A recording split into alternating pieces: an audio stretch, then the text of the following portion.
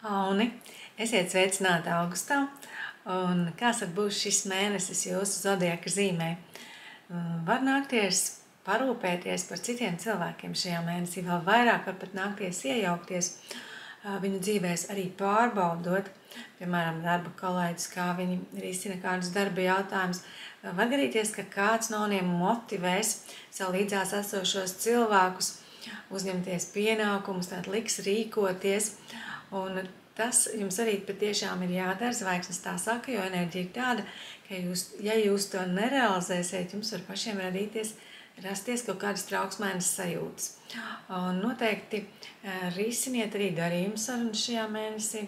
Var gadīties, ka kāds no auniem atdos parādus, vai vienkārši, kā jau es teicu, palīdzēs. Tas jums arī ir jādara. Un patiešām realizējiet sevi palīdzot citiem, vēlreiz uzsvēršu, jo citādi šajā mēnesī jūs varat piedzīvot sarežģītas, satraucošas situācijas. Pēc 15. datuma, kad tas jums jāpatur būtu prātā, šis mēneša vidus, kad Mars savienosies ar Jupiteru, jums tiks dotas tādas jaunas cerības vai iespējas, kuras ir jārealizē. Jūs varēsiet praktiski jebkuru situāciju, kura veidojas, vērst sev par labu vai padarīt sev labvēlīgu. Tomēr saglabājiet visu mēnesi zinām piesardzību, jo Merkurs mums ir retrogrāds, tāpēc dariet tādus darbus, kurus esat jau iesākuši. Daži no jums var atgriezties, tāpat kā lielākā daļa citu zīmju pārstāvi, pie jau iesāktiem darbiem, pārskatīt, risināt jau esošas kaut kādas problēmas. Bet es ieteiktu tieši jūsu zīmē šajā mēnesī visu savu dzīvi kontrolēt. Jebkuru dzīves sfēru būtu labi, ja jūs veltītu pietiekošu laiku gan ģimenē, gan attiecībām, gan darbam, gan paši sev. Tātad kontrolējiet visas dzīves sfēras. Īpaši pēc 14. 15. datuma, kad var atgriezties kaut kas sens.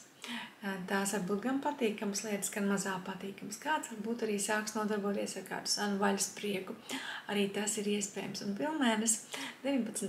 datumā ir ūdens vīrā, un šis pilnmēnes nāks ar tādu enerģiju, kas teiks, savas problēmas Auns nerisini viens šajā mēnesī, bet risini tās ar draugu un domubiedru palīdzību, pat ar kaut kādas komandas atbalstu. Tamdēļ būtu labi, ja tu ieklausītos.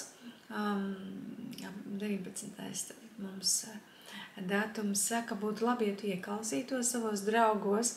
Un principā tava veiksme ir tiešām tavu domubiedru, tavu draugu, tavu līdzcilvēku rokās.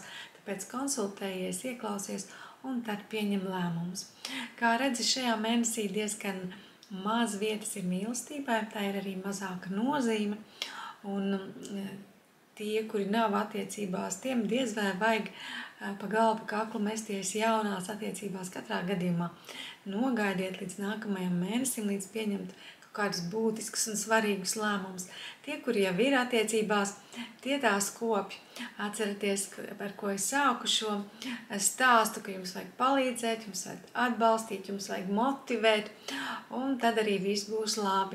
To paturiet prātā, lai jums veiksmīgs ir šis mēnesis. Ar tā, visu labu!